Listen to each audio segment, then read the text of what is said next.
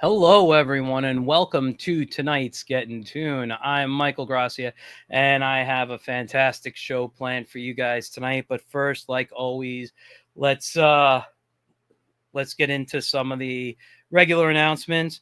Don't forget, thought I brought it higher. Zorro Sword Playing Romance, and also Zorro's Exploits from Bold Venture Press. You can get on boldventurepress.com or on Amazon. You can also get the Whimsical Wiz, the complete 2023 collection on Amazon, which is the comic strip I did. It's for the last 2 years. And don't forget to follow A Kid in a Comic on akidinacomic.com. It's an all comic strip newspaper, all done by original artists, like original comics and stuff. It's fantastic. You can find the Wiz in there, and a bunch of other great ones in there. Friends of mine like J.M. DeSantis has his Chadiana in there, and another one I can't think of the title. Tim Jones has Sour Grapes, and Matt Hansel, who was on the show a few weeks ago, has his Marty and Spud. Sorry, almost blanked. I forgot that name. But anyway, let's get on with tonight's show. Let's bring on our guest. She's a very talented artist who has a Kickstarter out right now, including her book. It's for a book called Inkling, which has 31 quirky ink illustrations, and they're great stuff. I've seen some of it, and let's bring on Eli Hernandez. Hello. Hi, how are you? I'm doing good. How you doing? I'm doing well, doing well. All right, let's say hi to Dylan. Hey, Dylan. Hey, what's up? And How you David. doing, Dylan? David, of course. Hi. And how do you say this name? Is it my Our glasses? song?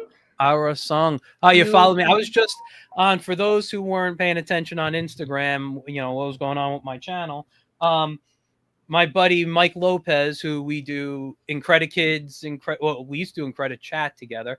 But we are he was going live, and I popped on to watch, and he invited me on, and we talked. I thought I was going to be late to meet with you, but yes, and we said, Aura, I'm sorry. I'm sorry. I'm really bad with names. She was watching, and thank you. I appreciate it. Dylan, you're doing good. Another David. How you Another doing? David, hello. And Jose. Hi. I know Jose, yes. Oh, Jose. We're good friends. Mm-hmm. Awesome. Another talented artist, too. Awesome. Well, then I might have to have a little chat with him. Uh-oh, put you on the spot. And she said I pronounced the name right. Thank you. I'm so happy I did that. So, Eli, you've been on the show a couple of times before. You talked about the comic, one of the comics you work on, and we'll talk about that. But before we get into that, for the audience who doesn't know who you are, can you please just give us a little background on you? Okay, so I am an artist based in New York. I actually come from a family of artists. Like my father, he's a graffiti artist back in the Bronx, which is kind of where I got a lot of my inspiration from. Like most kids, like they have like baby pictures on a swing. I have a baby picture of me with cans of Krylon. That's awesome. Yes. And I can't make that stuff up. I look at him all the time and just shake my head. But anyway, but a lot of that urban style definitely bled into my work. Japanese manga, horror from like, I don't know if you've ever played Silent Hill 2 or any Silent Hill game, Resident Evil. I don't play video games anymore. I'll just say this quick. When I was 18, my first job was doing character design work for a children's educational software company. Okay. And what happened was I really enjoyed the behind the scenes concepts and making, the games and building the story, working with the characters, props, all that I found that more exciting than actually playing. but working as a teacher for so long, knowing what my students played, I would look into things Yeah. and just see what those games were about, and I could appreciate them even though I don't play. Okay. Well, that's fair. I did a lot of playing the games though when I Yeah. was a kid. I did a lot of that. But I've gravitated a lot towards horror games like that of the GameCube, Mhm. Silent Hill, even like Tomb Raider is not really a horror game, but I love like those type of style games, just Yeah. fun. I feel like that also has an influence on my work. I do love a lot of female characters. My style's very gritty, very much. I feel like encapsulates the nostalgia of the late '90s, early 2000s grunge. I would say, like with Okay. pop punk. I listened to a lot of that growing up, and it's just been evolving since then from just life experiences and just experimenting and finding different artists to follow too, Mhm. and not staying in one place, if that makes sense. Like I like to do a lot of experiments in my sketchbook. So, Okay. and I feel like that has helped me out a lot, come up with not only my style, but like just ideas in general. And when you say you experiment a lot, are you experimenting with mediums or like genres, or what do you experiment like?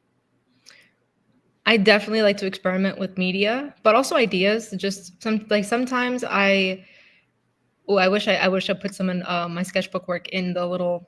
Maybe next time I'll share some with them. But they're definitely not anything polished. It's definitely more like a process, just coming up with like just trains of thought. Maybe like something will be on my mind that day, and I'll just maybe gravitate towards a specific medium.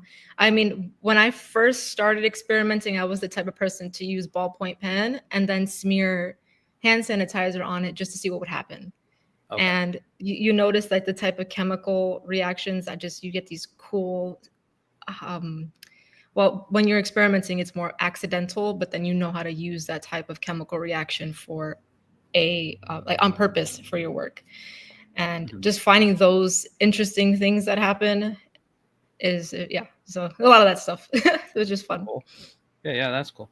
I never really experimented too much like that as an art. I always kind of knew my path was cartooning. So for Yeah. me, it was, what do cartoonists use? Oh, it's pen and ink, it's ink wash, it's watercolor. It was like, so I kind of always targeted towards the path I wanted. But I think that's awesome when artists get to.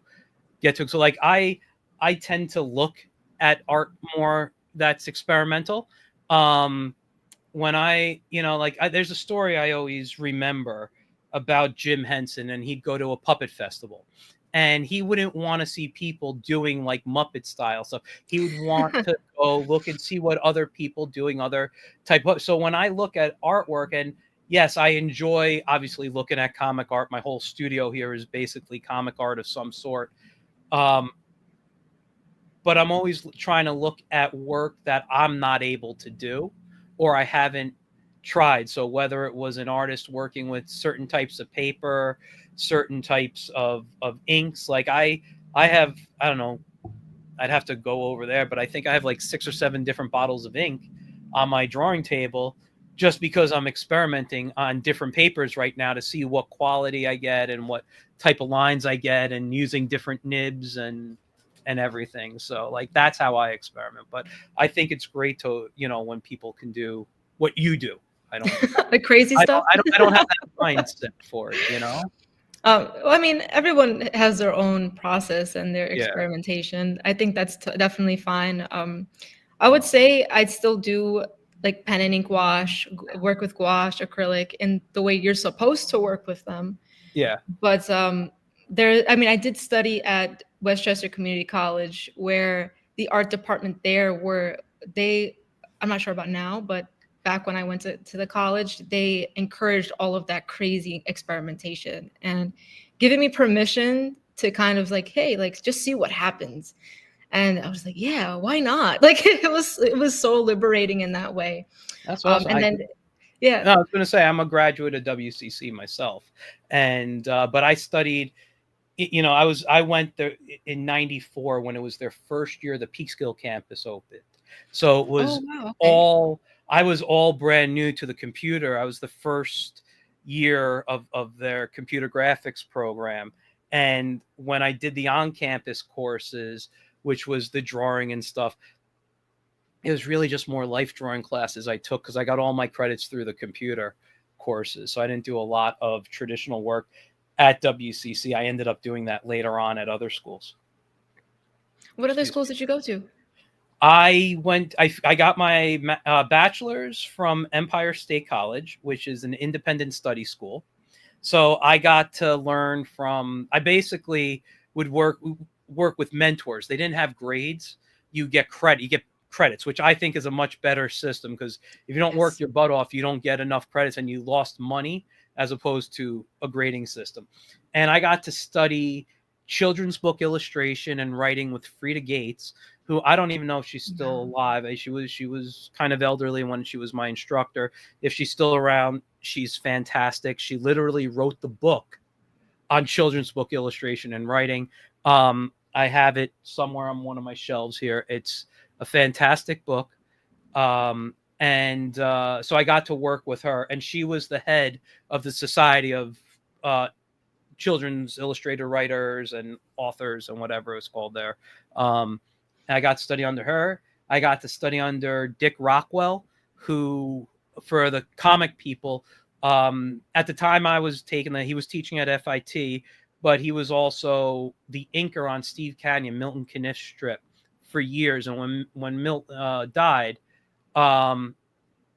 he finished the strip for about a year, and that was it.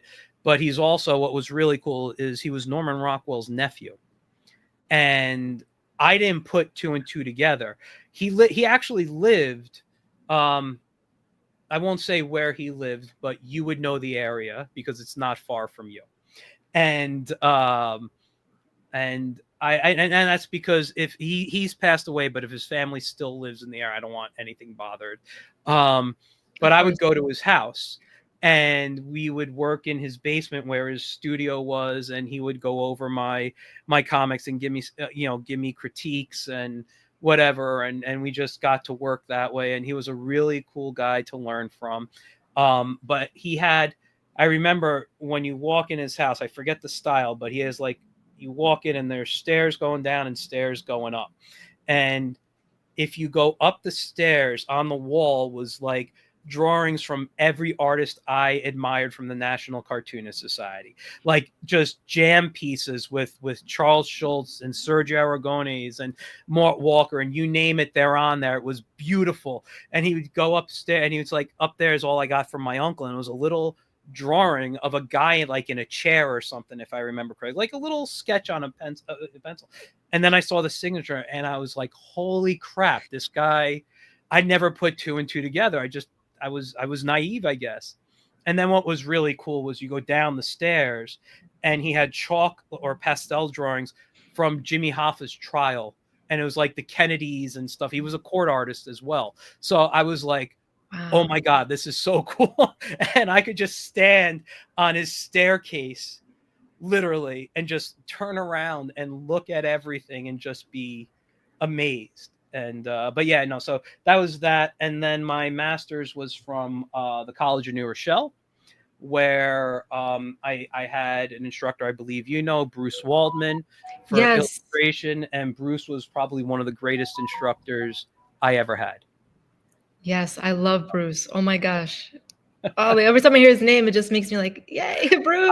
I have stories I'll tell offline Oh my about Bruce. gosh. I And freaking love Bruce. I mean, he probably wouldn't Mhm. care if I told him online, but I haven't talked No, to him in years, and years, I okay. just want to, for privacy sake, No, of course. because some of them should be his stories to tell. But No, Bruce is a legend. yeah, So not only did I go to Westchester Community College, I actually studied with Bruce in the School of Visual Arts. yes, So I went there for when did I graduate? I graduated last year, May, so fairly recent.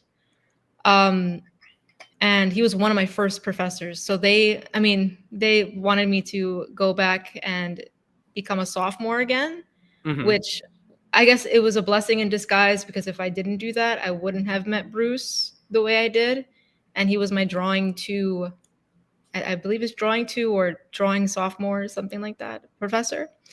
And he was just so much fun. He took, like, if there was any stress or anything, he made it just seem like it's gonna be okay. Like he was like the best like granddad of art of all time. And Yeah, then yeah, when you see his credentials, like his stuff is in the Met, and like you're so like he's so well established, so talented, yeah, but he talks to you as if like you've like an old soul, like he's known you forever. yeah, yeah. Which he has like what do I call him? Like like the slice of humble pie, he's the whole pie. Like he's so amazing. Yes.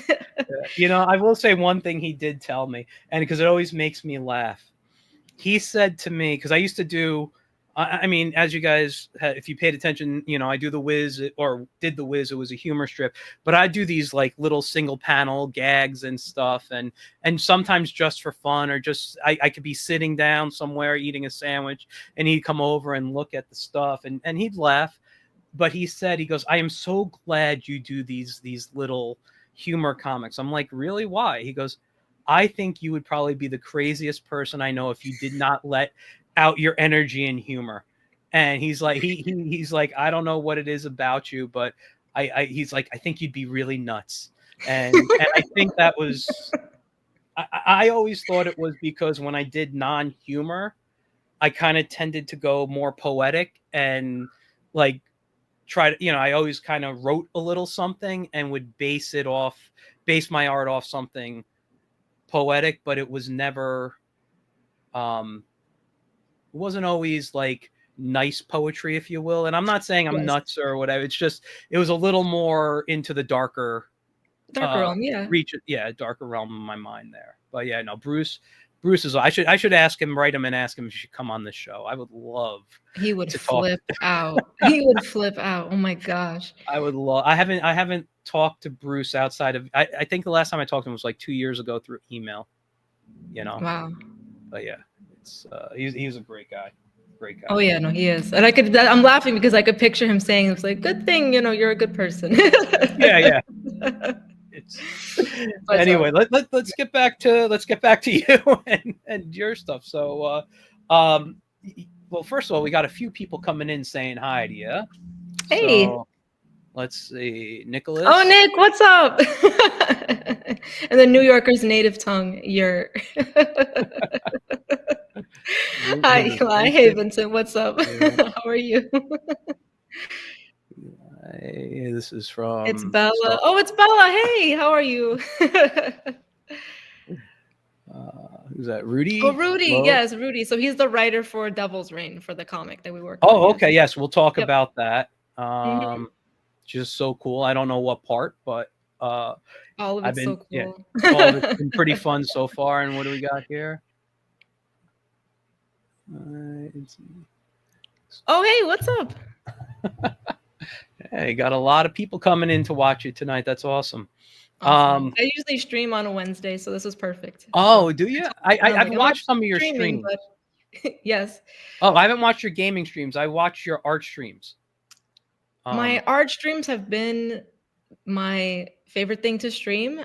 My streams may just either stay art streams and maybe gaming occasionally, because especially when I used to stream a long time ago, maybe 8 years ago now. That's when I first started. Excuse my phone. I feel like everyone is excited, like you're live. So I hope that's not a bother. Actually, I'm gonna turn it off.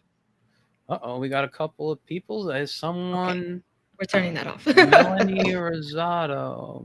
Hey, Mel, what's up? She was an old student of mine when I taught at CW. I'm trying to picture your face. I'm sorry. I taught over probably 500 students. Your name sounds very familiar to me. I'm trying to place your face right now. You know what, Michael? After this, I'm going to send you her Instagram because we were old coworkers. Oh, really? Yes. So this is a small world. That's why I'm laughing about the normal talk, because you never realize how small the world is. Yeah.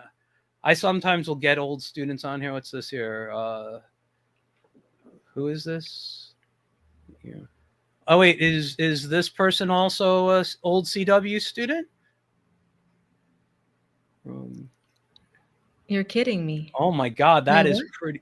This is crazy. Cool. Are we having a whole reunion? I know. Hey, Noemi, how are you? That's funny. Wow. It's crazy. Oh my goodness. No, it's a small world. It's a small, Yeah, small yeah, world. it really is. Wow. Hmm. Um, and okay, let's get back. I'm just shocked. That's amazing. I don't get a lot of old CW students on here, um, once in a while. So No, but that's I'm gonna kind of send you her Instagram. I think you'll okay. flip out because she's kept up with her work and she's really good. Another artist, Awesome, anyway. awesome. But Um, so okay, yeah, what I I mean, was you were saying talking. before. We were talking Mhm. about. Well, we got on to Bruce really, but you were talking that you graduated. You're a graduate of SVA as well. What's just curious? What's that degree in? Is it like illustration or Illustration, yes. illustration? Yeah. Because my Westchester Community College, I studied more fine arts and Hmm. painting, things like that. So I wanted to go to SVA to hone in my illustration skills and storytelling skills because that's where my art pretty much resides in is illustration. Okay. But I mean, talking about my sketchbooks before, that fine artist still resides really deep inside, always. So I have a little bit of that mentality when creating work, is that more abstract fine arts mentality. But I feel Mhm. like SVA has taught me to make things a little bit more, like more, not cleanly cut, but Mhm. have a more of a flowing process, if that makes sense. Like the Yeah. process is a little bit more structured. Yeah. Yeah. So Yeah. I'm not just making random things and just hoping it works, but coming up with an idea, putting the plan together in motion, and then executing it. That way it makes sense. And because it's illustration, it has to communicate something, or it Yeah. should. So I Yeah. want Yeah. it to be like that. Absolutely. So it was an interesting time. I think SVA, I've never thought I would go back to school. So the Hmm. fact that I did, it was interesting. I was a little older than most people. Yeah. Um, and they didn't believe me a lot of the time. They're like, "Oh yeah, we're having fun." I'm like, "Yes, but still have to work." They're just Yeah. like, "Huh?" Yeah. I'll never forget. I spent a lot of my college days at SVA. I was supposed to go there, but Mhm. due to illness, I didn't. My one of my illnesses, I didn't go. I had to be Okay. closer to the hospital, which is why I went to WCC. But I had a few friends that went. So, you know, a Saturday afternoon or whatever, I head down to the city and I spend the weekend at those tiny dorms there. Like if your friend gets out of bed, he steps on you, and it was I've heard of those. I yeah, never had a dorm in SVA, but I've seen many students. It's almost like secretly, like sometimes subconsciously we make stuff that we just need to get off our chests. A yeah, lot of students drew those studios, and in my mind, I'm just like, and I would whisper to them, like, "Was this because you're upset?" They're like, "Yes." yeah, Like a vent art about the studio spaces, but oh man, but it was an interesting time to be there, especially like being a little bit older, going back and realizing that like like my first round of professors at WCC, hmm, you realize that they weren't kidding when they said it's actually really hard and all like even yeah, getting work and making sure you're staying sharp. Because they wanted me to go back to school right away, and I said, I'm gonna get work experience. I should have just went to school right away. I should have listened to them, but yeah, it's okay. You live and you learn. And now I try to give that advice. I'm like, you think the teachers don't know what they're talking about? I was like, nope, they've been in your shoes. They know. They know yeah, more than you will ever know right now. So listen to them. yeah. And for those in school, I'll give you that. Like your professors want to help you. And if they didn't, they wouldn't nag you and they wouldn't tell you anything because they don't have to. They care about you if they tell you stuff. So listen if you can. Oh man, I wish I had you in my class when I was teaching. My students, and they may say yes or no, but they hated me. Uh, they hated It's me. probably because you pushed them hard. I Yeah. I had a rule. My rule is when I'm teaching college, my job is to prepare you for a job. That's it. I mean, if you're taking Yeah. I taught a lot of digital classes, but if you're taking first semester Photoshop, there's room for issue, like mistakes and whatever. But then if I get you for graphic design, Photoshop and Illustrator should be like second nature to you. And Yes. oh, that was they say who's it? No, we didn't. You were great. Remember that one time? Let's not tell stories. I don't know. But you did say how come? Oh, just quickly, how come my Twitter smash? I have no clue. My Twitter under Michael Gracia has been suspended for about a year and a half, and I have no clue. I've created a new one. It is Toonmaker76, so TOONMAKER 76. I don't know why. I wrote Twitter like 4 times. They have never gotten back to me. And whatever. It is what it is. I don't get on there as much as I'd like, but yeah, that's why. Also, just seeing if there's any others. Okay, let's let's move on. Now, you mentioned a comic earlier. I mentioned it too, Devil's Reign. Oh yeah, Let's yes. let's talk a little bit because I really want to focus on your Kickstarter, but I want to talk about some of the other stuff that you've done. First, before we talk about Devil's Reign, what got you into comics, and who are some of your inspirations, comic wise? So comic wise, I would say Ashley Wood, which is a fine artist and a Mhm. comic illustrator. He's done a lot of Tank Girl. He's done a lot of like this like his own stuff for I believe it's AWA, something like that. But Mhm. his work is so gritty.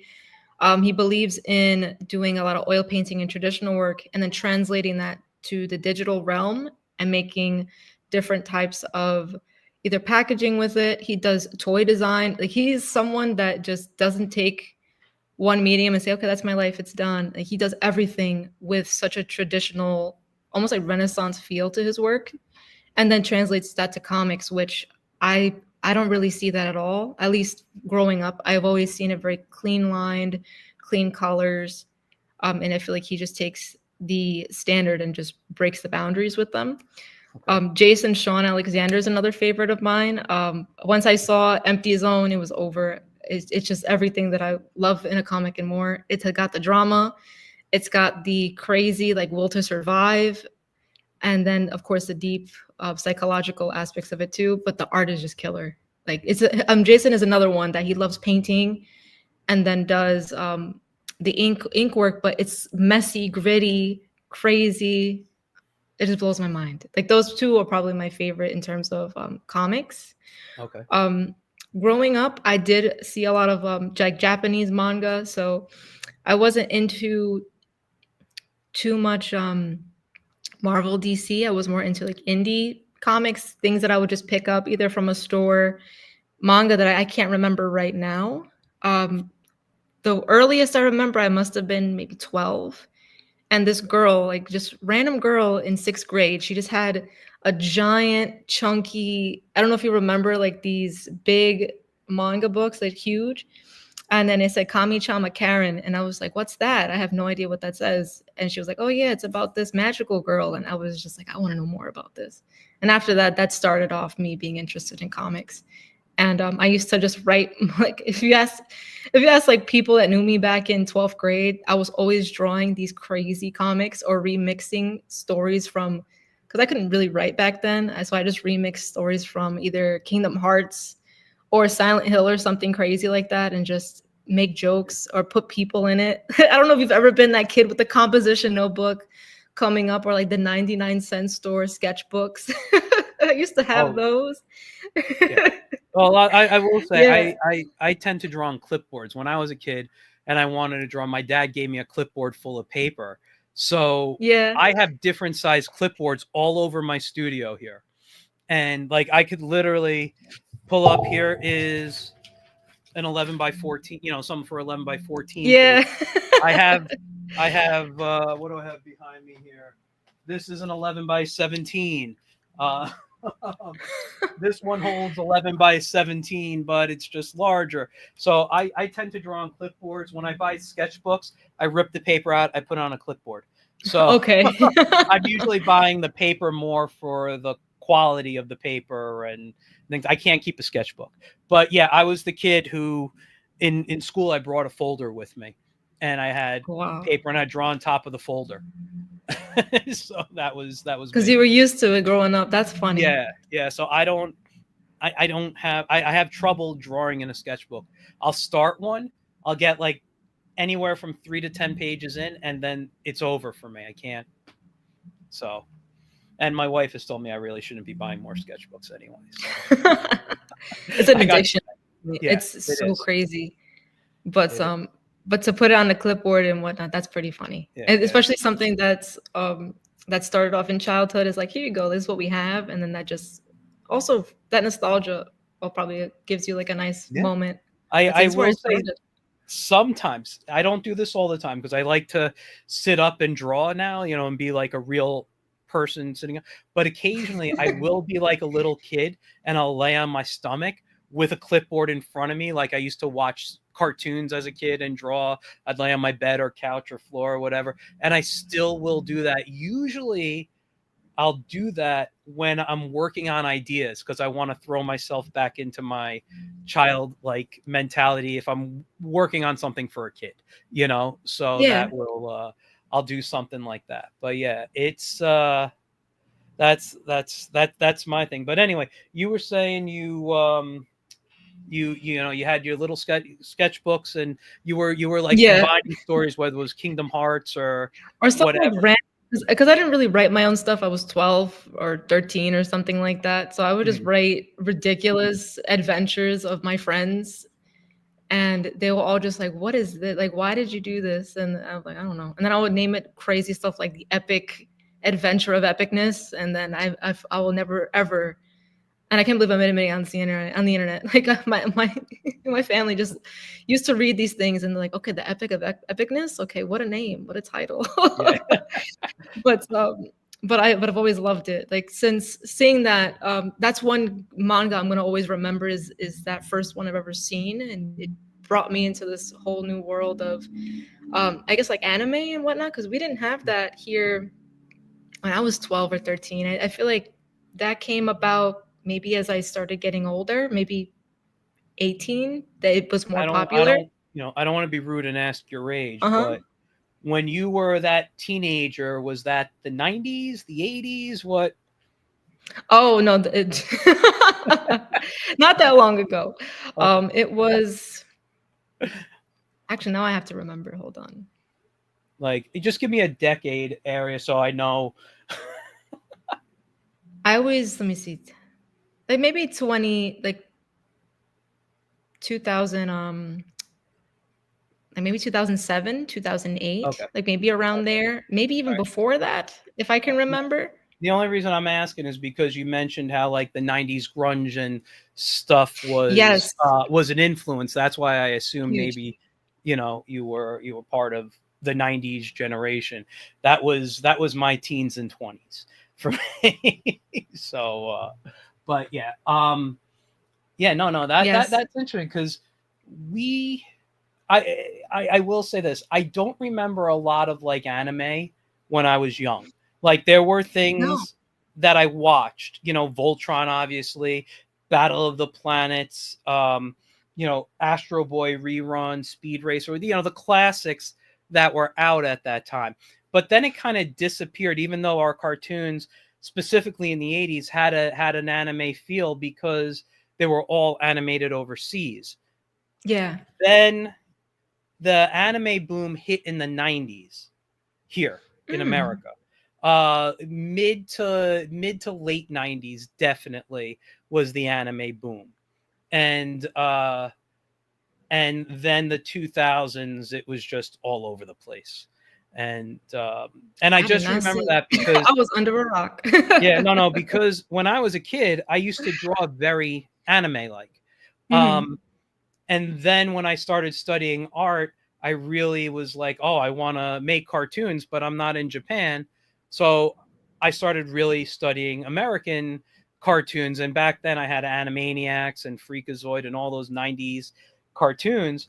Um, but I always had that little anime manga feel to my work, in the sense of usually how I built bodies. I've always noticed my bodies kind of have that traditional thinness that the characters have. They always look a little younger.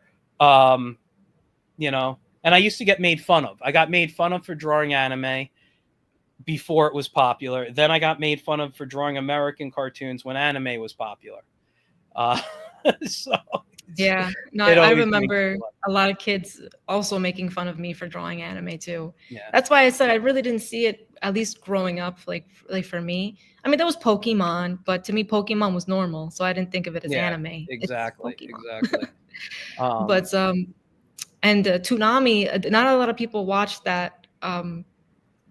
Watched Toonami or Dragon Ball Z. No one talked about that stuff. They were either watching hip hop and music videos and music. That's pretty much what was popular when I was growing up, where I was. yeah, Um, and then a lot of the females, what were they watching? They liked a lot of reality TV, which I didn't like any of that stuff. And I was yeah, young. I don't want to watch people fighting and cursing. That wasn't my thing. Give me some cartoons and TV shows. I wanted exactly, that. Um, exactly. but yes, it was just different. But even regardless, I know I grew up a little bit in the 2000s, but the 90s I think really did influence my work because I had younger parents and they Mm, always played freestyle music. They played Hybrid Theory, Linkin Park. They played what else did they put on? They put on all the 80s movies, all of that. Like I wasn't really growing up with stuff from my age group at the time. I grew up with things that were already um, I could not old, but things that were just a little bit different.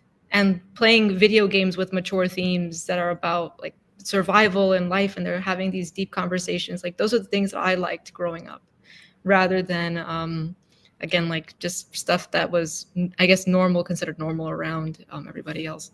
People yeah, thought I was weird for liking Resident Evil and all of that. They're like, "What are you yeah, doing?" I'm like, "This is great." And then now those same people come back to me. They're like, now I see why you love these things. And I'm like, you see, I just had taste back then. You didn't even know yeah. it. You had to wait till it was cool to be a geek type of situation. Yeah, it's like I was a geek before that, and it Yeah, just is what it is. it's it's fun. Let's just go to some comments, and I want to get back to the comics. Um, I will convince Eli to sit through a season of Kingdom. I I'm will down. say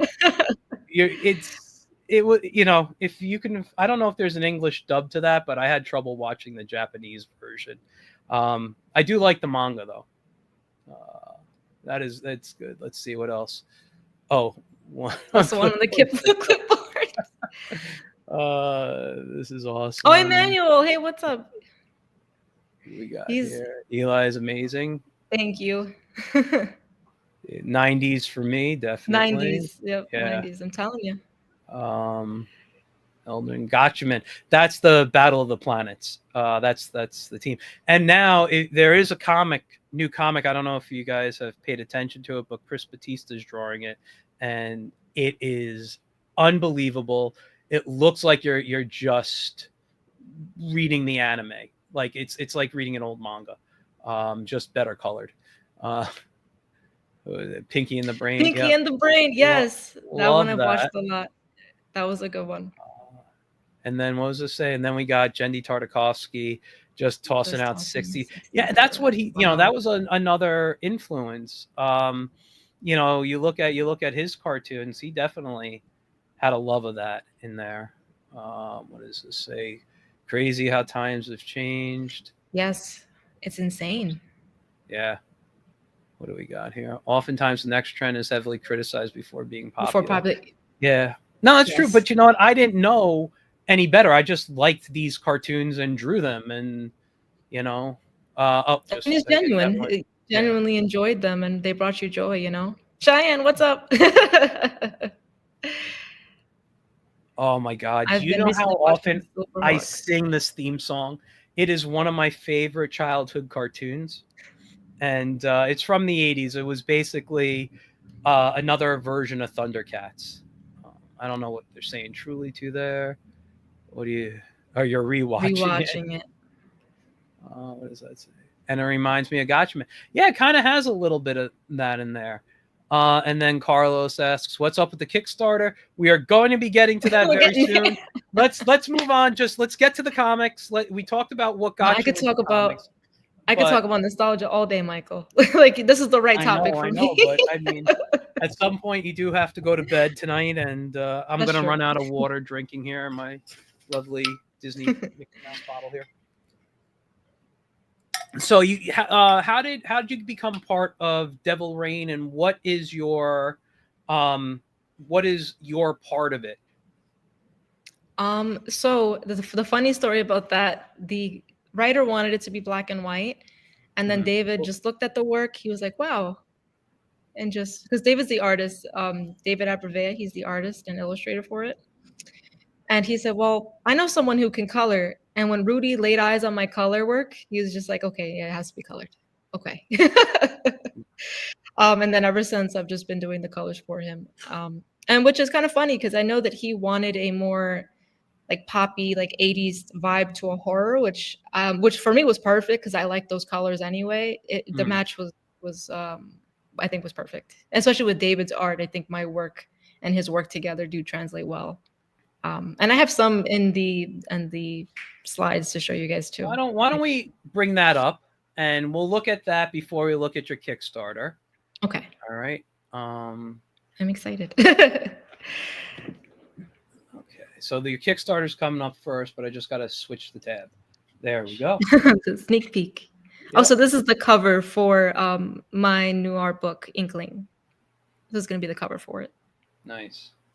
So I like that. And this is all done. Um, this is all pen and ink. Yes. Now, are you working on a certain? I see they're all square. So are you working on a certain type of paper, certain pad, or is it just this is what you cropped it to?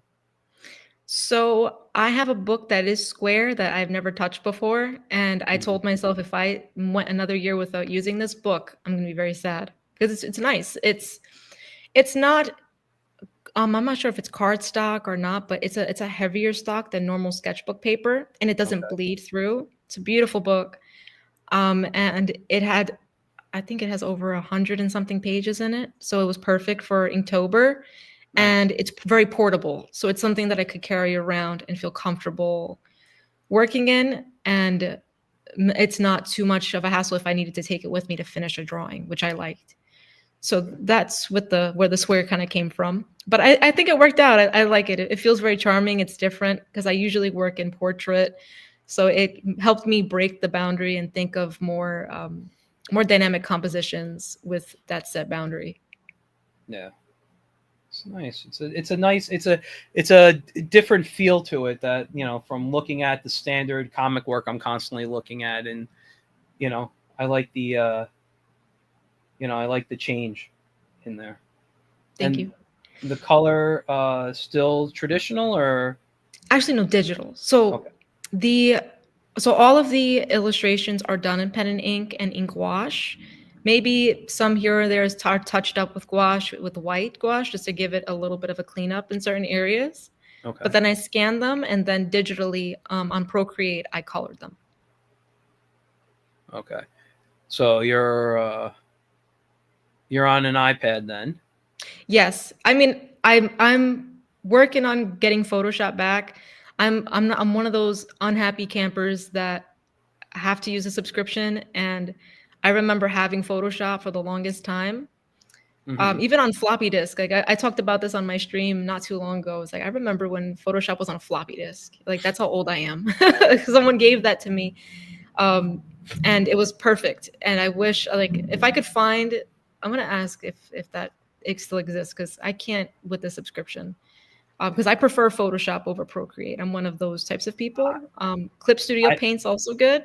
Yeah, I don't disagree with you. I got Hmm. rid of my Adobe a while ago because I didn't want to pay constantly, and I was really only Yeah. using Photoshop. And I've been using Photoshop since 1995. So you had it on floppy disk. Yeah, I know that program like the back of my hand, That one but I is didn't really want to cool. Yeah. pay. So I went to Clip Studio Paint kind of full time, even on my iPad. Wow. Um, Okay. because I'm not a Procreate fan. I like Procreate. There are things I want to learn about it, but I feel it's more fun just to sketch in it than Mm, to actually create actual art in it, you know? that's Um, fair. I mean, it's for me, it gets 90, 99, 95 to 99% of the job done. But there's something about Photoshop and even Clip Studio Paint that the one and done, like just buying it once, only if it's already gives you the confidence to know it's always going to be there. It's always going to be reliable. You don't have to worry about if there's money in your account. Am I going to lose my files? You're set. But just with finishing and publishing is one thing that I love about those programs as well. I have to go back and get my Clip Studio Paint back. I believe I might have transferred it to too many computers, and I just have to check. Yeah. But if I see that it still works, I'm either going to rebuy it or I'm just going to use what I have, because I do have a Cintiq, and I prefer working that way too, working with a Cintiq and Yeah, working with the bigger when I programs. turn my head and I look down, that's what I'm I'm using it as a screen Yeah. right now. Hmm. But yeah, I love my Cintiq. I mean, I prefer traditional, but when I do digital, I like my Cintiq is a 27-inch screen. So for me, I like that room to draw in as opposed to the 13-inch iPad, you know. The iPad. Um, Yeah. and No, I hear you. But yeah, I mean, I think it just depends on your process and yeah, if it works for you or not. But yeah. I mean, I like it for now. Taking it with me, Hmm. finishing work, I think it's awesome. But Photoshop always has a special place in my heart. It just Yeah. can't be beat.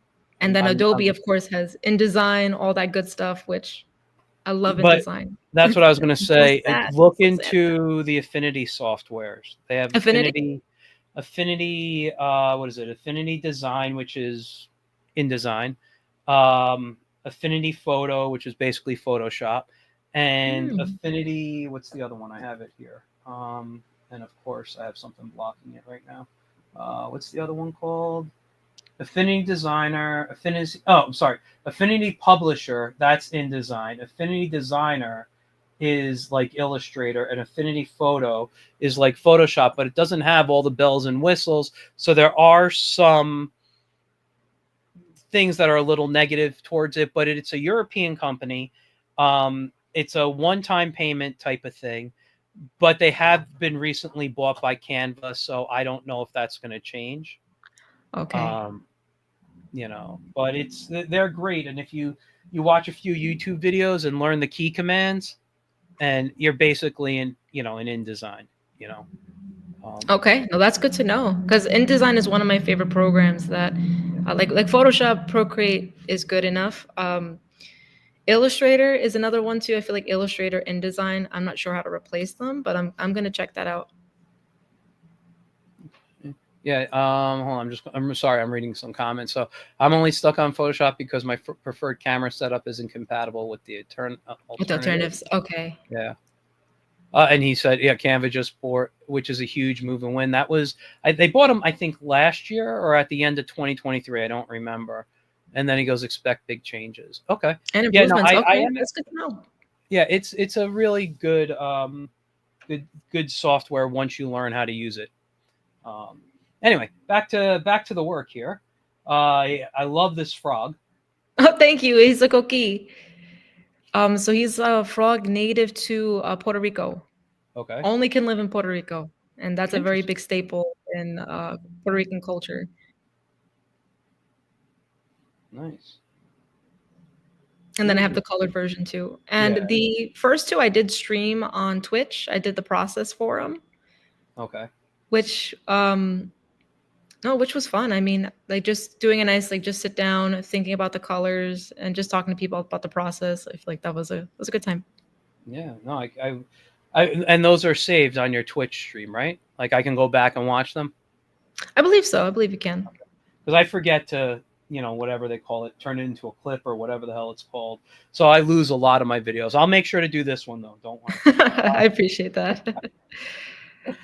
Um, yeah, for a long time, I even forgot I had a Twitch. I was just streaming to it, and then, you know, so this is Can't nice. forget Twitch. I love the hands. Thank you. Hand here, that's something that a lot of people have issues with, and I just love just even this little curve in the palm. It's just really nice. Wow.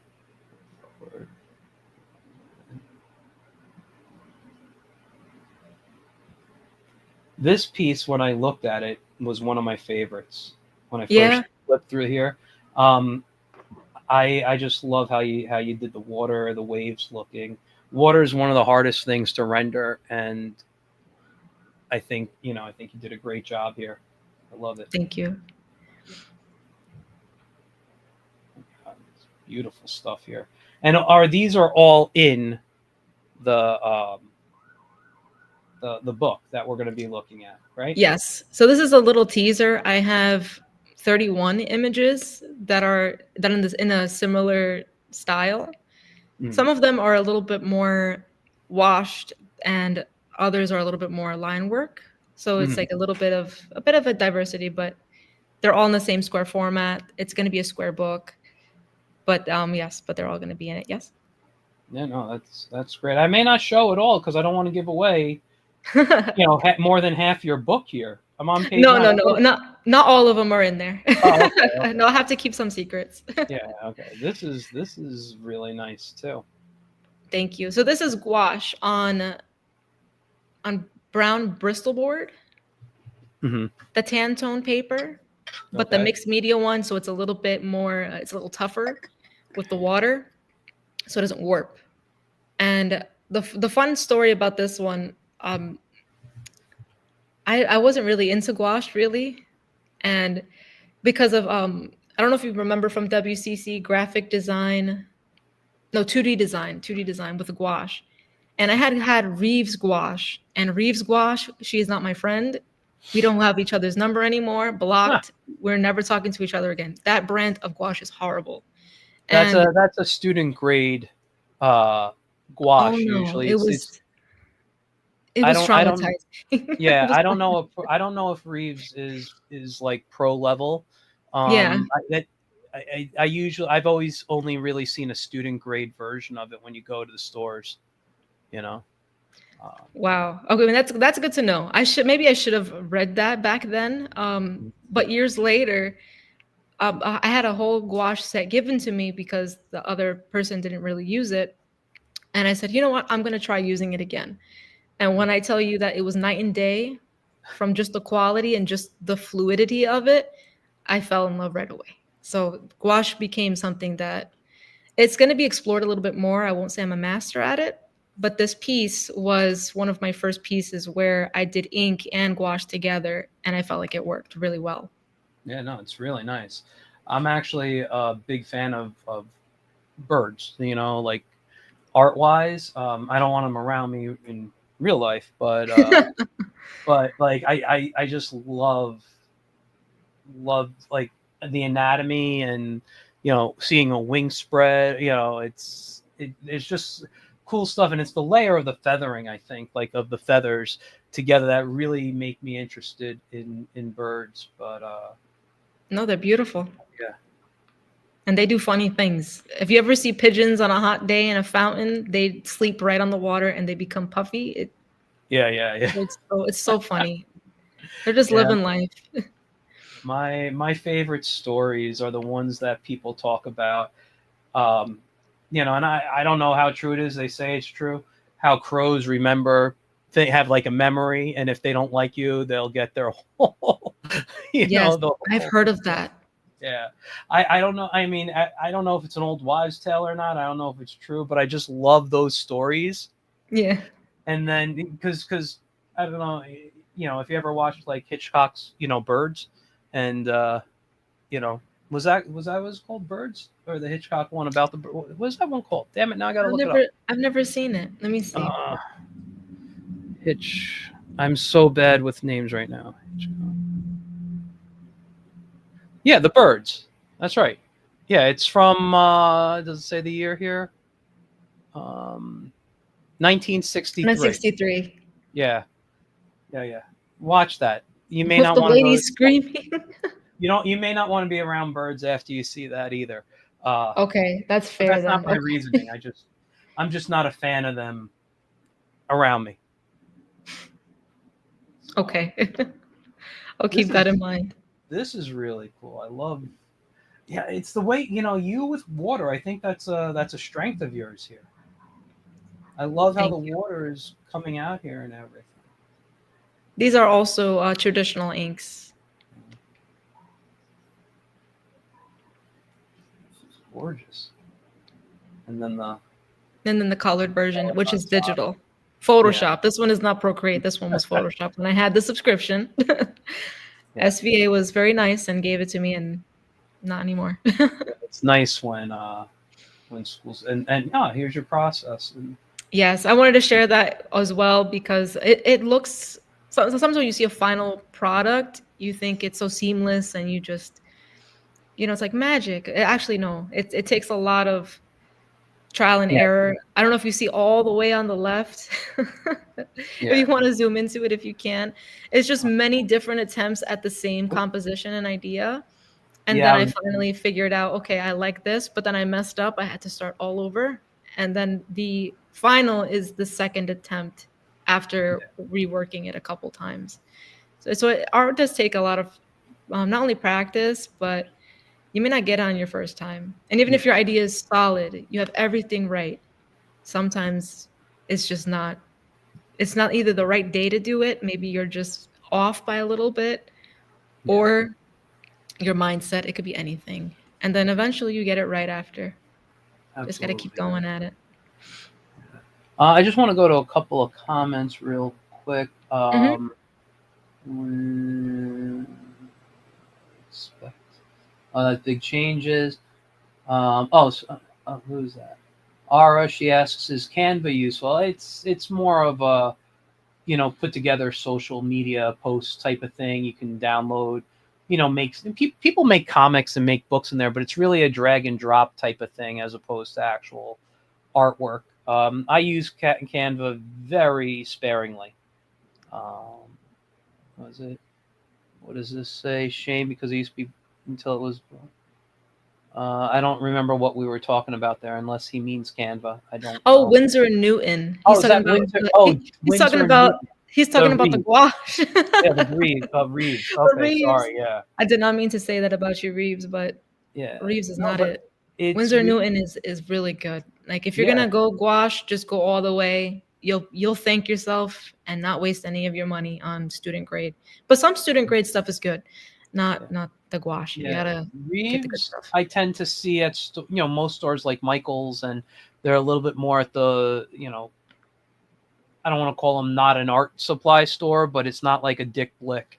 You know what I mean? I tend to uh see actual like Windsor Newton there. I mean, who knows? They may sell. I have some Reeves stuff behind me just because I wanted some cheap stuff to play with. But if I Yeah. end up, I haven't used it yet. I bought it like 6 months ago. I'm like, I want to start painting. I haven't painted. So if I get it, and I said I'm buying the cheap stuff, and if I get back into the hang of it and I really enjoy it, then I'll go and drop the money on the brands that I used to enjoy. And Windsor and Newton was one of them. I have some really nice, and I got them free at a convention. I don't know if I won like a Awesome. raffle or something, but they are Yeah. Windsor Newton watercolor markers. What? Yeah. Um, do I have any near me? Oh yeah, they're right here. I think. Hold on.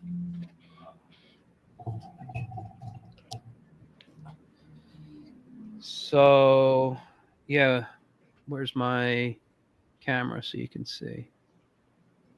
Wow, that's cool. Yeah, I got them free at a Comic-Con many years ago. I've only played with them like once or twice, but when I said I'm going to start playing with inks again and go more traditional because I want to get off screens as part of my New Year's resolution, I pulled these out because I'm like I could just drop a little water and play around with these and see. But yeah, so I That's got gonna those. be a lot of fun. Yeah. Oh yeah, what's watercolor markers? I was Watercolor still markers, those can't remember when on those those. came out. Oh, that must have been a cool gig.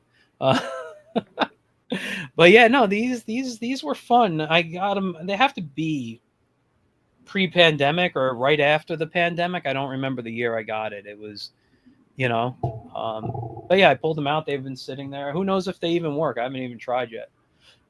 So I have a feeling they will. If yeah, and plus if they're water soluble, that means you could just drop maybe a couple bits of water in there, let it sit, and Yeah, go through the whole thing, I think it'll be fine. absolutely. This I love. So that's a little bit more of my fine arts brain. Mhm.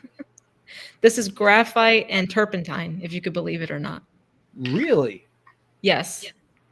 And what the turpentine does to the graphite, it makes it a little bit smoother Mhm. and a little bit less grainy. So you're able to just get a richer tone from it, and it Yeah. just slides right on the paper. So this is a I believe 80-pound drawing paper. It's not very heavy, Mhm. but I feel like because of the turpentine, it just did something to it where it was able to just get that rich color.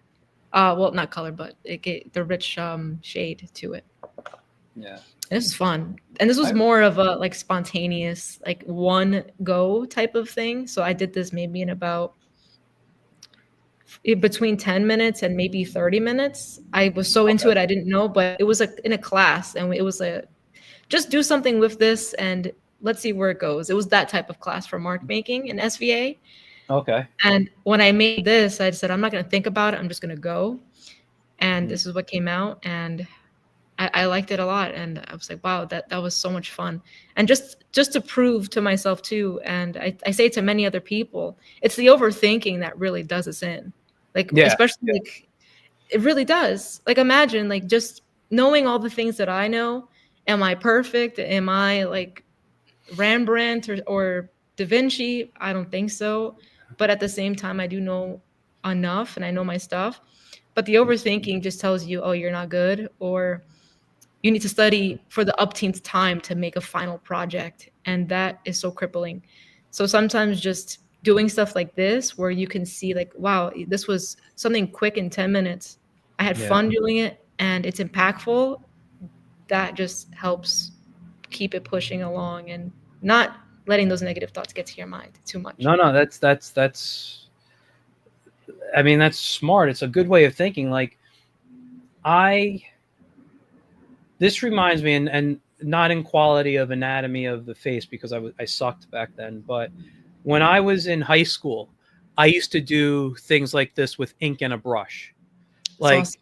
because my what happened was obviously around I want to say I was like in 7th grade, maybe 8th grade, I started learning how to use a dip pen. There was a guy, I grew up in Mayapack, New York, and there was a guy Yeah. in Yorktown who was a cartoonist, but he would have lessons on the weekends for adults and kids in his basement, and he had like 4 drawing tables, bunch of easels, everything.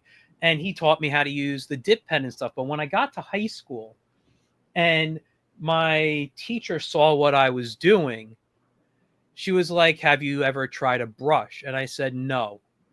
And she was like, don't think, just go. And she gave me a bottle of ink and some brushes, and she goes, I want you to think. And that's actually when I started doing and got into birds, like Wow. because I was like I wanted to look into I wish I still had some of those. I'd pull them out, or if I still do, I don't know where the hell they are here, but You that's have what I to used to share do. them. You Yeah, if have I to could find them and find them. share them. That's awesome.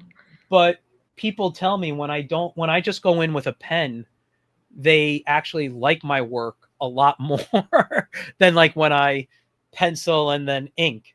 Like there's I don't even want to say there's emotion, but there's more feeling, I guess, to the reader behind it.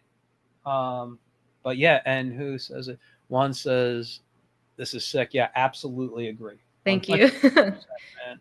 This my is great. I crazy love it. my crazy side of the brain. Yeah. Have you heard of David Levine? If I believe I'm pronouncing it right. I have to look him up. The name sounds very David familiar. Levine. He did a lot of ink work, but his stuff is pristine. I don't think he uses pencil. Well, he's no longer here. I believe he was in the 60s. David I'm Levine. looking him up right.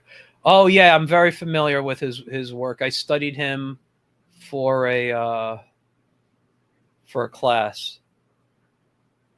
Incredible. So Yeah, when I think of someone just going straight into the work, I think of him. And then yeah. Austin Briggs. That's another illustrator that I really love too. Austin Briggs. He's I know that fantastic. name too. fantastic. He actually has, and the funny thing is, he's another one that does painting more realistically, painting beautiful covers, and then he does these crazy expressive ink drawings. And there's something about that duality of painting and ink that I really enjoy, that I see a pattern in my aesthetics and what I like. But Austin Briggs is also, he has one interview somewhere on YouTube, and it's recorded from a cassette tape because unfortunately he's not with us anymore. Yeah. And someone saved it on YouTube. They archived it, and Oh, he that's talks awesome. about how it's amazing. I'm going to send it to you after Okay. this. Yeah, It's yeah. I it's was gonna look about it up. you were gonna look it up. Yeah. I have to find it. It's like so specific. I can't explain it. You probably find it though. Yeah. But it's about how he's fantastic. How he could make maybe 200 paintings or drawings in a year, and there's only two that he actually likes. Yeah. And hearing that from him, and if you see his work, you're just gonna throw yourself and just say, how could he say that? But it's if someone like, yeah, it's true, and I'm sure many greats felt that way along the way too. But that's with that interview. I thought that was great. But Levine, his work also has that liveliness, that life to it, just because it Yeah. has no pencil. It's just so I Yeah. could imagine. I'm excited. You gotta show me your stuff. You gotta show me your I pen. gotta look for it. Otherwise, I'll start doing it again. I mean, You should. I I want to, like I said, I want to go back, moving more traditional, because my goal for 2025 was to stay away from as much screens as possible. Wow. I'll do my work. I have to be on a computer for my day job. That's it. But when I'm off, I don't even spend time on social media anymore, really, no more than 5-10 minutes. When I'm on my phone, it's really more looking for reference to Yeah. work at something from. I'm not using the screen, and I have my clipboard with me, and that's it. So, but anyway, let's move on to this piece, because we're already over an hour here, and we haven't got to your Kickstarter. So Oh, I'm sorry. no, don't apologize. I'm having a blast talking with you about this stuff. This is um, great. I love getting to learn more about you and your work. This is great. so this is actually not my art in terms of the inking. I colored Mhm. this one. So this is the artist David Abrevea. He's the artist for The Devil's Reign, and he was also doing Inktober, except he did his digitally. Mhm. And he said, okay, for Rust, for the prompt Rust, he was like, I know exactly who's going to color my piece. Because this is from Silent Hill 2. This is one of the characters, which is one of my favorite games. Okay. And I was so excited when he said, can you color this for me? And then I saw who it was. I was like, yes. So this one was a lot of fun. And I was able to really play with like the mist, the rust, the saturation in her colors. And just to give a little bit of the story away, like a bit Mhm. mysterious, but then make sure she was for lack of a better word, like the color that popped the most. Yes. But in the game itself, like she is the thing that stands out of the whole world. So Okay. it's very interesting in that way. But I also didn't want to make it too dull either, so I kept it a little bit um, like some of the similar pinks and reds around it. But this was fun. I had a blast coloring this one. Oh, it's gorgeous. I mean, I'm colorblind. I can't see it the way most people are probably looking at it, but I really, I know she pops off the background, but I'm really enjoying the background a lot. You know, um, and it is the colors. I mean, David's work helps. Don't get me wrong; he's good and all, David's but amazing. Yeah, it's no, he's really good. yeah, no, David. I keep saying David should be, people at like DC should be calling him to draw Batman. Well, Superman. I know he'd I'm probably su- prefer that. I'm surprised. I'm surprised not, or his own stuff. I'm so Yeah, excited. I have a feeling soon. I don't know. So I have a good feeling because his work is incredible, yeah, and that's gonna be good. That's fun. It's gonna be a good time. yeah. No, definitely, definitely. And this is from the comic, Devil's Reign. correct? Devil. Yes, Yes. I believe this is from issue 2. Okay. This one is in there, but I figured I would share this too because I don't only do my own illustration. I color other people's work too. This one I didn't do the lettering for. Issue 2, I did the lettering for issue 3 and issue 4. Okay. But I also wanted to just to take the time to share that comics are not just a one-man show usually. Like Yeah. if it is a one-man show, that's a lot of work.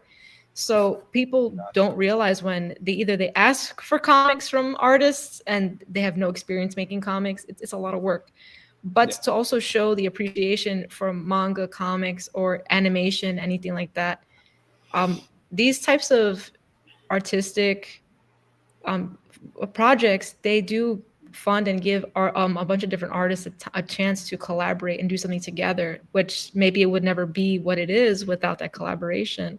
And we need Yeah. each other as artists. It's not about competition, but coming together and making something really cool and memorable for everybody else to enjoy and spread more of that joy within not only the artist community, but for everyone. Like we all need art in our lives. So I wanted to add this in there to remind me to say, if you're stuck on a project or if you're thinking of working with someone, don't have pride about it. It's probably better that you work with other people and you'll thank yourself in the long run.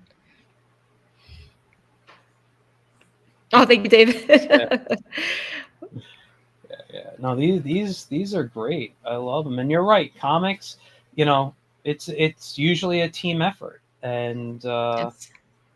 I do a lot of my work alone, mostly because it's my own stuff, and I know I'm the only one who's going to stick to my schedule. But I remember talking to David about this page before it was called. I saw this in black and white.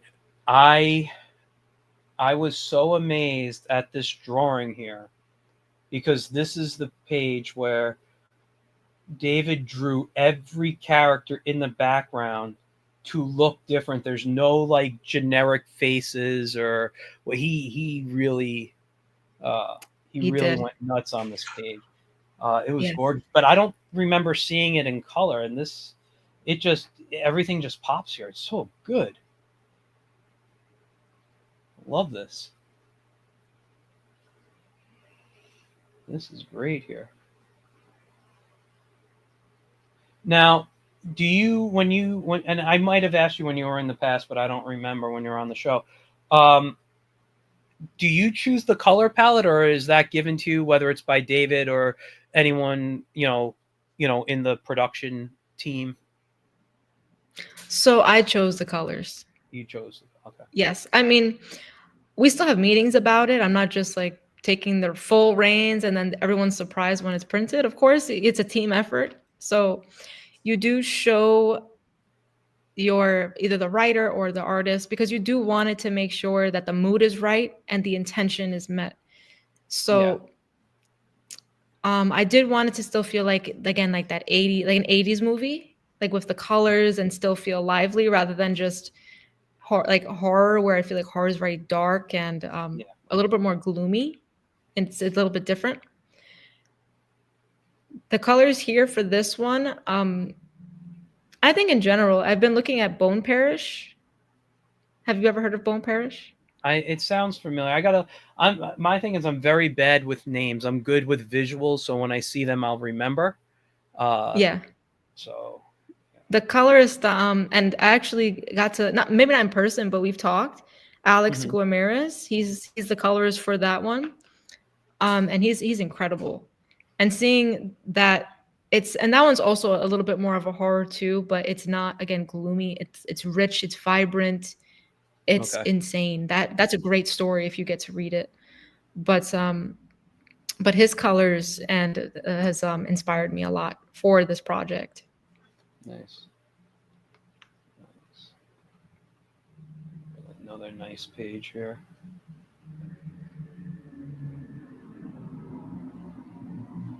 Wow. These are really good.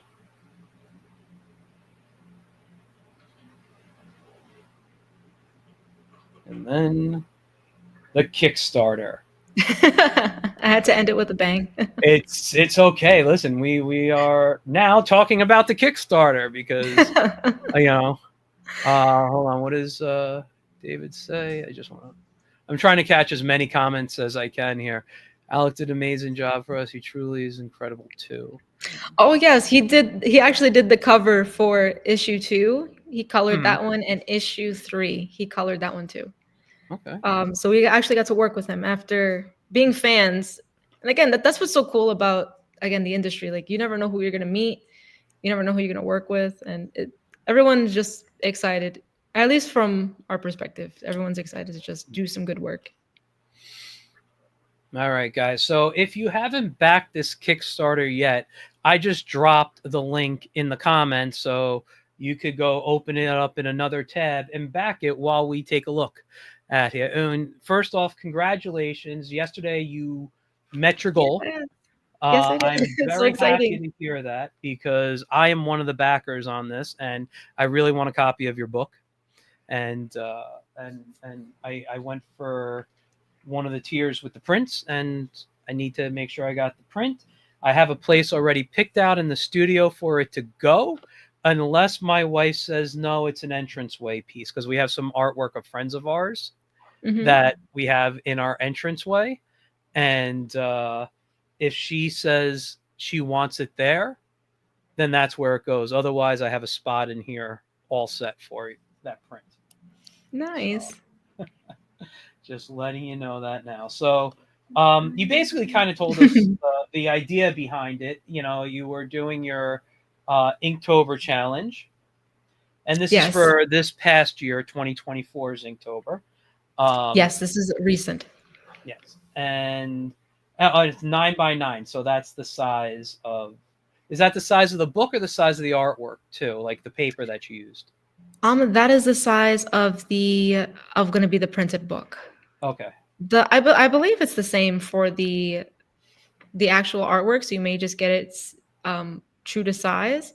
If okay, not, the artwork is a tiny bit, maybe a tiny bit bigger, but I don't think so. I think they're about the same size. okay. And I think so. You're trying to have this ready for May 2025. So basically, as soon as this ends, which will be end of March.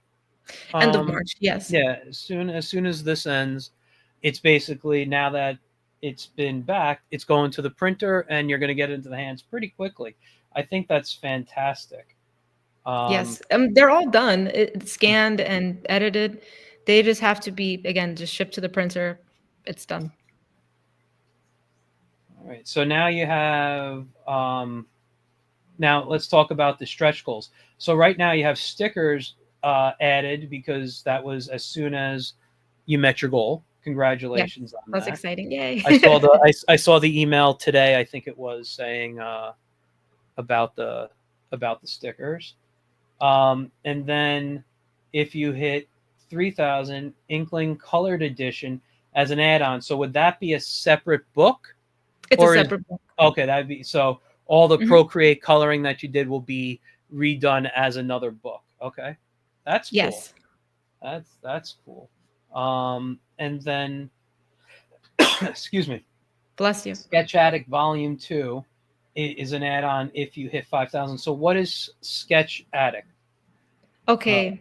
So Sketch Addict was my first self-published book that I did in 2018. I did a okay. long time ago. At least it feels like that now. And it has all of that. So all that gritty stuff I was talking about earlier with all those experimentations, Hmm. um, that is what it had, some of that in there. And a lot of people enjoyed it. In fact, I think I was doing something on Twitch, and a few people asked me, when am I making a book? And I've never even thought to even put my work in a book before. And I said, you know what? I have some InDesign skills, and I had InDesign at the time. I said, why not? So I did it. I sent it off to Blurb because at the time, um, Blurb had, how do you call it? Like, it gave me a proof without making me order 1,000 copies of a book because I Yeah. wasn't sure if I needed 1,000 or not. I loved it. As soon as I held it in my hands, it was perfect. I made the pre-order, and people loved it and bought it. Like, it was Awesome. crazy. It was so cool. But it was so spontaneous too. It was so spontaneous. Um, but it's still one of my favorite projects I've done, and it would be cool to have this second volume after so long because I've been wanting to do this project again and pick that back up to keep up with maybe an annual sketchbook.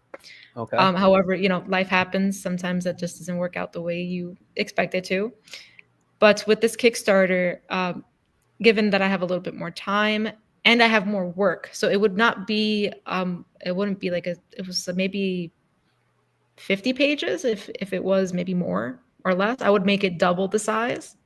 All right. And maybe with even tutorials or something in there about experimenting and not being afraid. Like your sketchbook is your thinking ground. Like you don't have to let it hold you back. Yeah, no, that's really well, let's see. Now I want 5,000. I want you to not that I don't want you to get as much, but now I need that book open there. So let's you guys, if you haven't backed, let's start. And let's look at we never even said where people can find you. You're on Instagram, X and Twitch, Twitter, yeah. as Glash Monster. So and then your portfolio here. But let's look at what people can get with backing. So I got to move a little closer to the screen. I'm sorry here. No, it's okay. So what do you call this one? Cafe con Leches. It's the book. It's in. Yes. So that's the one you see. I think you're logged into yours. The first one is Bodega Coffee. So I've even the I'm book sorry. itself. This is my selection. I'm sorry. I did the $30 one. I'm logged in. All right. So we'll see that one.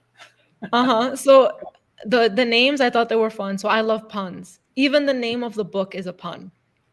Mm. Because inkling is like train of thought, and then ink because ink. Yeah. Okay, I'm done. I'm here all week, guys. Sorry. I actually, I'm sorry. I actually thought of that when I read the title originally. I'm like, that's a cool title. Thank you. But and everyone who knows me knows I love my coffee. And I'm always talking about, I grew up with like bodegas and whatnot, all that. Mm. So I figured it would be fun to just throw that in there as like the prize name. So that's what those mean. You don't actually get a cup of coffee with your book. I wish. If I wish that was possible, but those are the names of the tiers. All right. And then, so I'm at the $30 tier, which comes with a print as well as the book. Mhm. So you have the 20, the 30, now at the 50. You have the espresso, because I pronounce it correctly. There's no X in there, you people. That just bugs the hell out of me. Espresso. Yeah. So you get an original 3x4-inch sketch with your copy. That's cool. Yes. And that still includes the stuff from the previous tier. Before. Yeah. Yes. So you would get a print. Now that the funding is completed, you'll get stickers. Like you get like a nice little care package. And these are the prints. Like, so when you say pick your prints, is this? Yeah. So you would just pick the number that you would like, and this is all of those. All of the selection that's there are the 31 images. So you could pick the one that you like the most, and then you can have that as a print. Because the book, you can't tear it out; it's not perforated. Yeah. So you want to keep it bound together. So you can have that option. If you really like one, you can hang it up, and it'll be right there with your. Yeah. And then for 100, as the coffee addict, get a custom ink drawing with your copy. I think that is great. A lot of fun, which is also why I wanted it to be done in May, because the book is ready to go. I just wanted to give it a little extra time, just so when I'm working on the commissions, I can give them a lot of love and care, and then have everything shipped together in one package. Yeah. Oh, that's awesome. And how many are you offering? Oh, you're offering 3. Oh, no, 10 you're offering. Yes. But because I don't want to do too many, just in case. Because if not, I would be here until next October. No. It's a good thing. That's awesome. I just wanted to make sure. Yeah. Thank you. Let's see. Where's the mocha pot option? The mocha pot option. The mocha pot option is the Sketch Addict Volume 2. That's the mocha pot option. What did David say here? He said, I "Oh love no, the mocha someone pot. mentioned Eli's coffee." Uh, here we go. I can have it all hours of the day, Michael. It's bad. I love my I'm. coffee. Let me And tell if you, it's like mud, the better. I used to be a coffee addict. Like, this was the beauty of the '90s. Everyone hung out at coffee shops. All right, we don't do that now because everything is Starbucks and wherever it's. But we literally Actually, had, Michael, the yeah. coffee shop is coming back. I hope so. It It was my is. favorite. I loved going to the coffee houses, and I there was one I used to go to in Yorktown a lot, and I could literally sit there. I'd go to class at WCC. I'd go then to the coffee. It was called, I think it was called the Cozy Castle, The and Cozy the Castle. Cozy Castle. It Oh was my it was like gosh. right in the Let middle me of get Starbucks to Yorktown. this.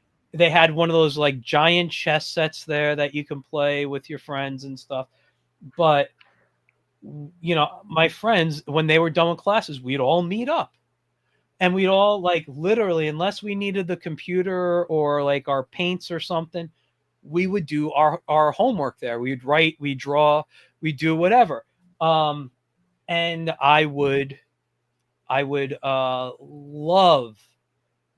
Don't I saw David's comment. I'm not going to forget about that in a second.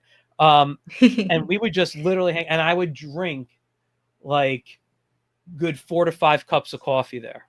And it wasn't just standard, here's a little coffee and milk and sugar. No, it was like whatever flavor I was in the mood for. Like, I experimented with my coffee like you experiment with your art. But no turpentine. And Hopefully not.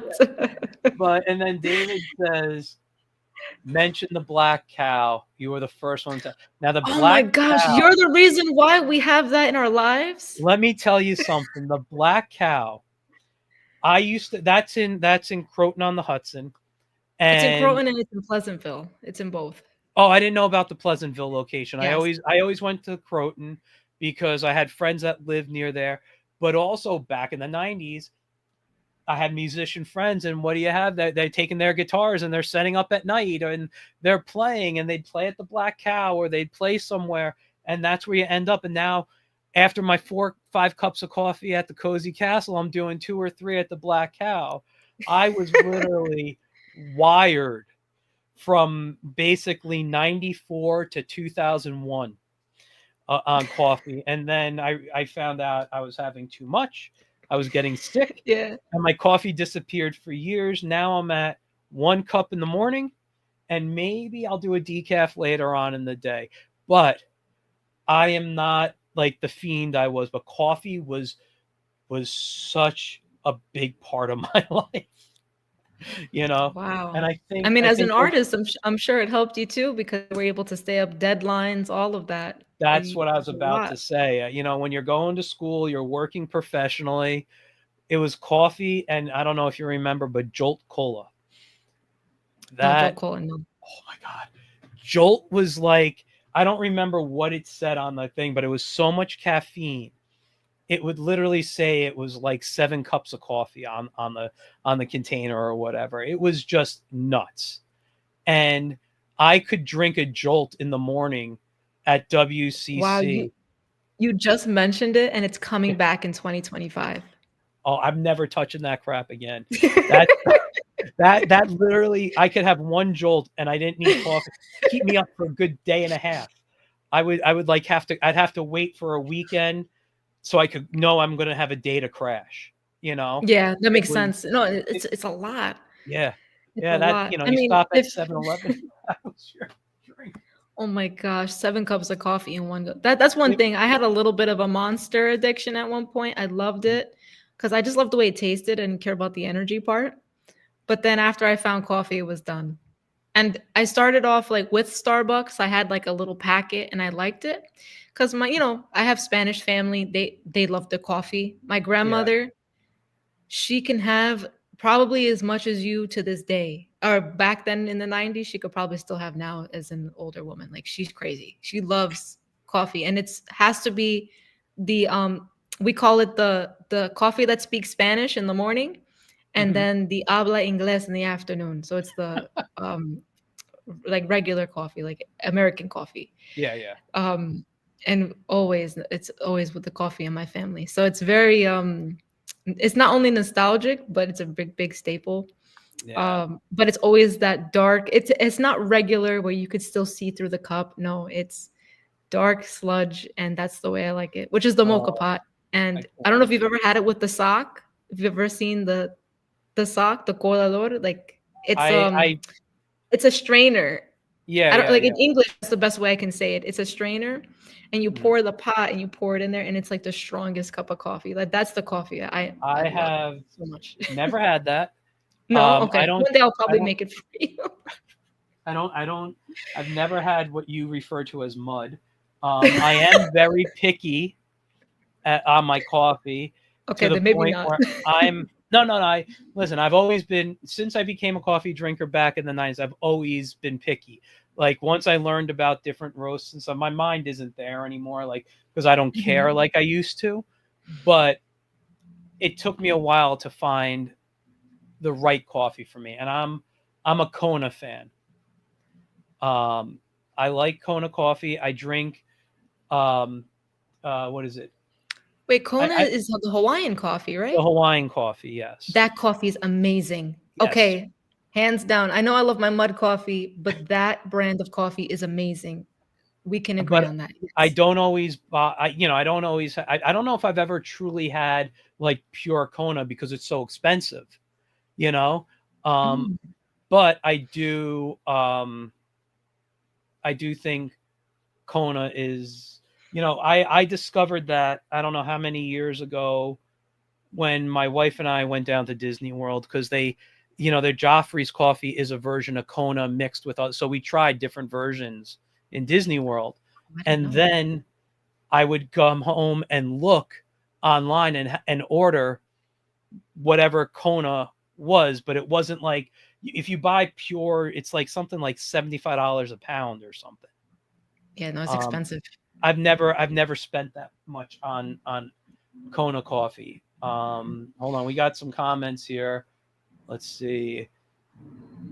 It is. Oh, the coffee shop comment Yeah, here. sometimes I can't. Yeah, and it's true. I'm telling you, the Yeah. coffee shops are coming back. Listen, I love those things. I'd Mhm. actually leave my house then again.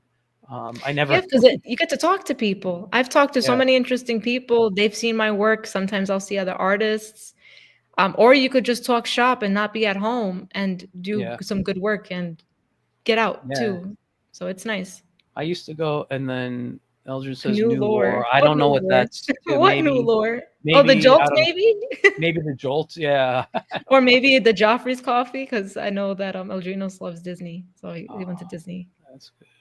They're called They're called cheesecloth. cheesecloths. That's Wait a minute, their in English? That's in England. That's what you're using to I strain. would have never. So it's maybe it is. I don't. I call it a strainer. It's Yeah, called a colador, and it's like a sock, and you pour yeah. the coffee over. Anyway, I would have to show you the science. I want to mention metal. Yeah. Uh, wow. Yeah, I'm sure we can go on a coffee conversation. I know. I All know. day. David is a very big coffee connoisseur as well, and Yes, he makes the best cafe au lait ever. yeah, he's I'm mentioned. I gonna asked him that one you about have to how he try. makes, and I said, "You're nuts. I don't have the patience for that at all.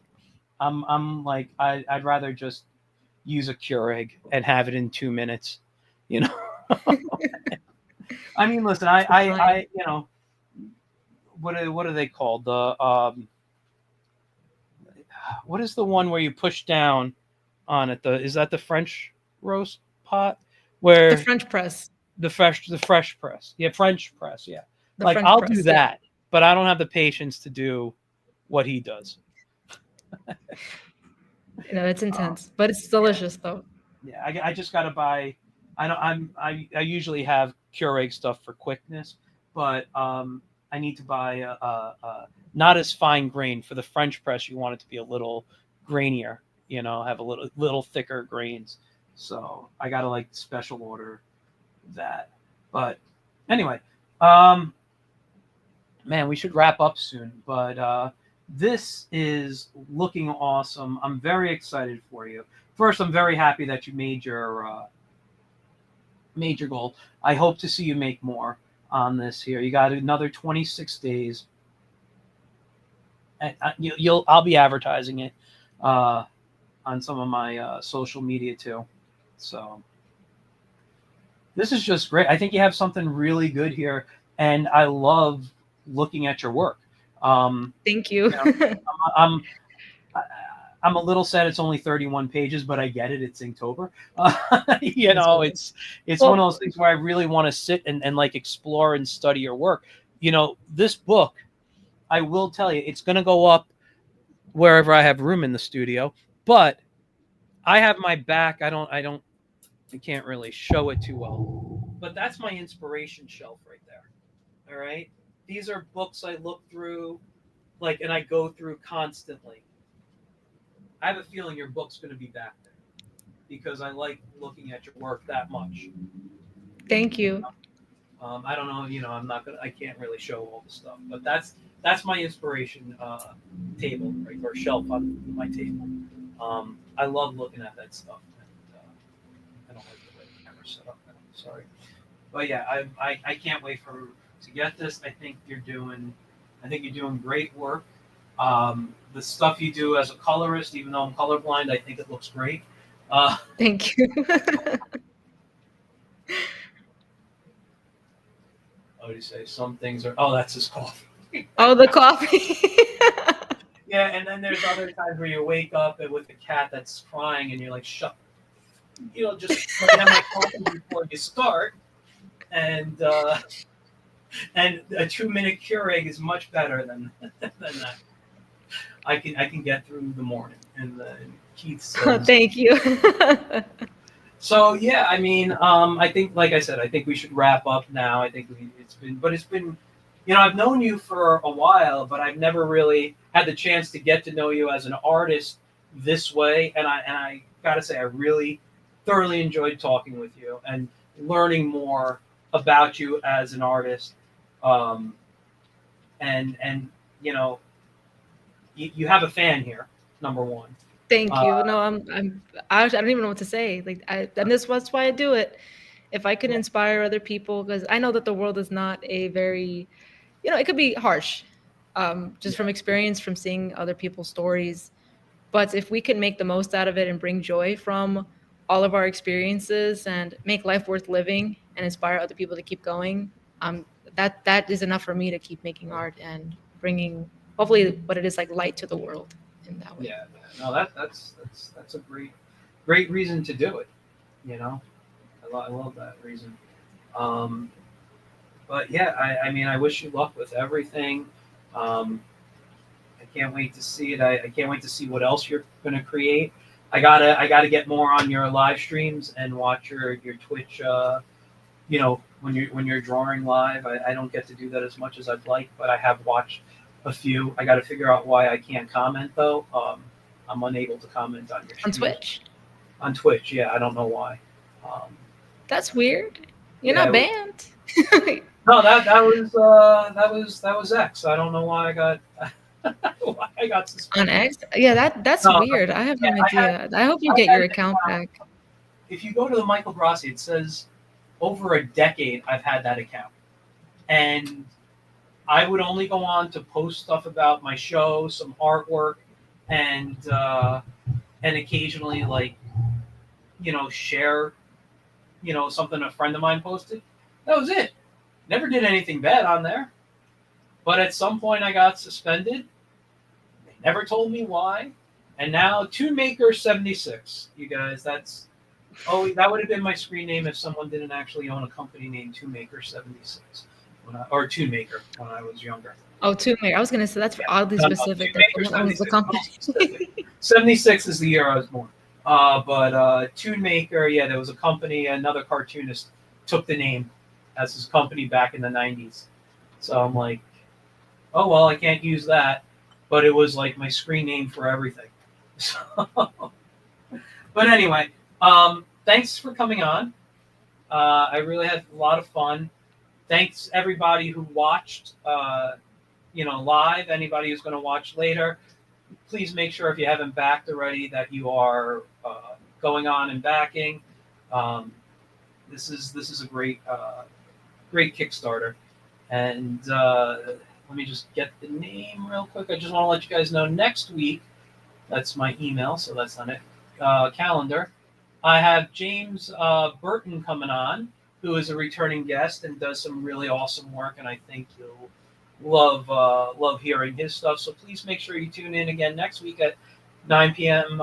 Eastern next Wednesday. And if not, and Eli's streaming gaming, then I guess go watch her game. Thank you, Michael. Thank you for having me on too. I appreciate it. It was also a great conversation. I did not realize how enthusiastic you were about coffee. So. Oh yeah, no. I used to be. We'll talk. We'll talk off the air. All right. Good night, guys. Bye. Good night, everybody.